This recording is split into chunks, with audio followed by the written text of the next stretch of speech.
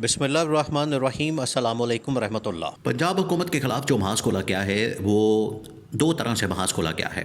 एक तरफ तो आवाम की जानिब से इस वक्त दबाव मौजूद है, प्रेशर मौजूद है और खैबर पख्तूनख्वा का उनके वज़ीर आला सुहेल अफरीदी का जिस तरीके से इस्तकबाल किया गया पंजाब के अंदर, तो ना सिर्फ खैबर पख्तूनख्वा के लोग जो तकरीबन कोई 3-4 करोड़ का सूबा है वहाँ के लोग, बल्कि पंजाब के अंदर भी बहुत बड़ी तादाद में इमरान खान के जो सपोर्टर्स हैं उनकी जानिब से इमरान खान के खिलाड़ी के साथ जो सलूक किया गया, तो पब्लिक प्रेशर मौजूद है अपनी जगह पर। नंबर 2, अदालत की जानिब से भी इस वक्त दबाव आया है। नंबर 3, इस्टेब्लिशमेंट ने भी महाज खोला हुआ है और ये वारदात इस्टेब्लिशमेंट की अपनी ही डाली हुई। अब एक और नई चीज़ सामने आई, बहुत बड़ी डेवलपमेंट हुई, वो ये कि मौजूदा जो इस वक्त पंजाब असम्बली के स्पीकर हैं मलिक अहमद ख़ान, उन्होंने एक इंटरव्यू दिया। उस इंटरव्यू के अंदर जो पंजाब गवर्नमेंट हुकूमत के मतलब जो बातें की गई है उससे वाज़ेह हो जाता है कि पंजाब हुकूमत वाकई में इस वक्त चाप हो चुकी है, फंस चुकी है, डामाडोल है, क्राइसिस में आ गई है। और इसी वजह से मलिक अहमद ख़ान को मैदान में उतारा गया कि आप जाके थोड़ा सा रेस्क्यू करें, मामलात को संभालें, मैसेजिंग करें ताकि कोई ना कोई इसका हल निकाला जाए। क्योंकि मलिक अहमद ख़ान का जो इंटरव्यू है उसके अंदर जो उन्होंने बातें की हैं, 3-4 चीज़ें उन्होंने बयान की। एक इमरान खान के मतलब, दूसरा जनरल बाजवा के मतलब, तीसरा पंजाब के अंदर जो इस वक्त फॉर्म 45, फॉर्म 47 उनकी शिकायत इलेक्शन ट्रिब्यूनल्स का मामला, और चौथा उन्होंने कहा है कि पंजाब इस वक्त कितने बड़े बहरान का शिकार है। तो ये 3-4 चीज़ें बड़ी अहमियत के हामिल हैं। उसके अंदर उन्होंने बड़ा वाज़ेह तौर पर बता दिया। उसके अंदर जो उन्होंने चीज़ें बयान की हैं, जो उन्होंने मामलात सामने रखे हैं, उससे ये साफ ज़ाहिर होता है कि पंजाब हुकूमत इस वक्त बुरी तरह से फंस चुकी है। पहले तो उन्होंने ये बताया कि पंजाब में इस वक्त जो PTI की जितनी दरख्वास्तें मौजूद हैं पंजाब असम्बली के अंदर, वो उन्होंने स्टेटमेंट को ट्विस्ट किया, जिसके बाद इलेक्शन कमीशन ऑफ पाकिस्तान और बहुत सारे रिपोर्टर्स ने उनकी जो स्टेटमेंट है उनको गलत करार दिया। उन्होंने कहा कि ये 40 के करीब दरख्वास्तें मौजूद हैं पंजाब हुकूमत के ख़िलाफ़। जहाँ तक इलेक्शन की बात है तो ये कोई इतना बड़ा नंबर नहीं है, लेकिन हकीकत क्या है, उन्होंने 350 के हिसाब से ये फिगर निकाला। हकीकत ये है कि तकरीबन को 270-80 सीटों के ऊपर इलेक्शन होता है, तो आपने काउंटिंग करनी है 270-80 सीटों के ऊपर। नंबर 1। नंबर 2, हाफ इसमें जो सीटें हैं वो तो वैसे ही PTI के पास है, और उसके बाद बाकी जो सीटें बचती हैं उनमें तकरीबन को 90 के करीब 100-125 सीटें PTI की निकल आई। 90 के करीब उन्होंने चैलेंज की हुई है नून लीग की बाकायदा तौर पर MPA और मुख्तलिफ हल्के, उनको इलेक्शन कमीशन पाकिस्तान में चैलेंज किया।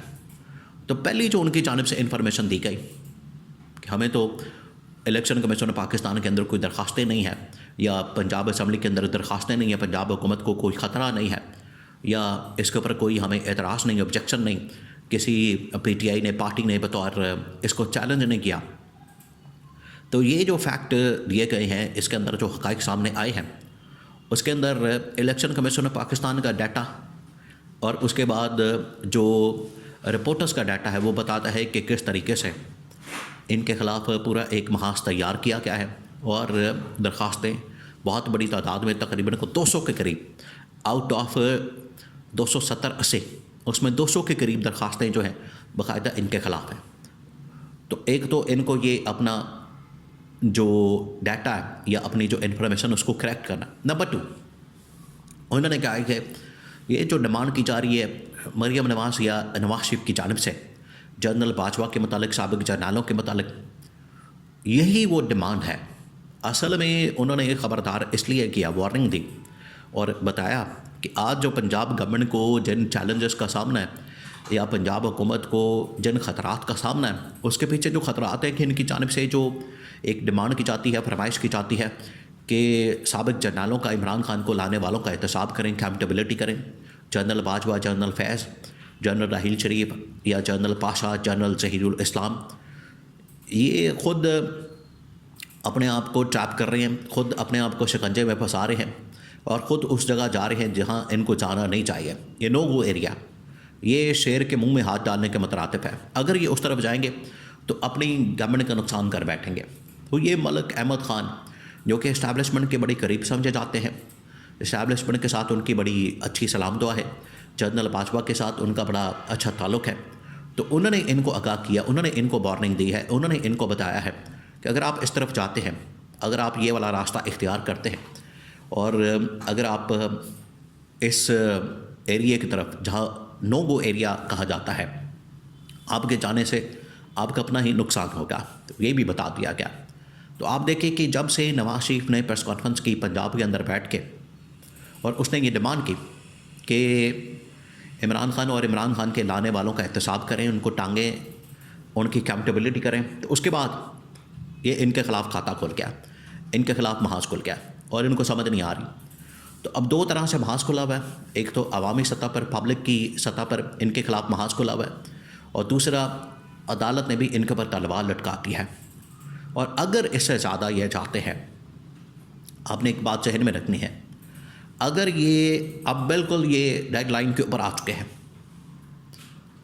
इस लाइन को अगर ये क्रॉस करते हैं पंजाब हुकूमत, तो फिर ये जो डिस्क्वालिफिकेशन की दरखास्तें इस वक्त लाहौर हाई कोर्ट में पेंडिंग है चीफ जस्टिस आलिया नीलम के सामने, ये जो दरखास्तें पेंडिंग है ये किसी वक्त भी टेकअप की जाएंगी और फ़ौरन टेकअप कर ली जाएंगी। उसके बाद बाकायदा वहाँ से हुक्मनामा निकलेगा, वहाँ से ऑर्डर निकलेगा और सबसे पहले तौहीन अदालत में मरियम नवाज़ को डिस्क्वालीफाई कर दिया जाएगा। ये बिल्कुल वाज़ेह है और साफ नज़र आ रहा है। तो अब ये पंजाब हुकूमत की या पंजाब गवर्नमेंट की अपनी समझदारी के ऊपर डिपेंड करता है कि ये कितना समझदारी से चलते हैं, अपने आप को बचाते हैं, राब्ते तो कर रहे हैं, मुलाकातें तो कर रहे हैं, लेकिन अगर ये ज़रा सा भी इस लाइन को क्रॉस करते हैं जो इन्होंने की है, जो जिस लाइन की तरफ ये गए हैं, जिस नो गो एरिया की तरफ ये गए हैं, अब ज़रा से भी इन्होंने ये लाइन क्रॉस की तो फ़ौरन ये जो तलवार है ये चल जाएगी और इनकी छुट्टी हो जाएगी। अब ये खुद फंस गए हैं, खुद ट्रैप हो गए और इन्हें आइडिया नहीं, इन्हें अंदाज़ा ही नहीं, इन्हें पता ही नहीं कि इन्होंने कहाँ पर हाथ डाला है।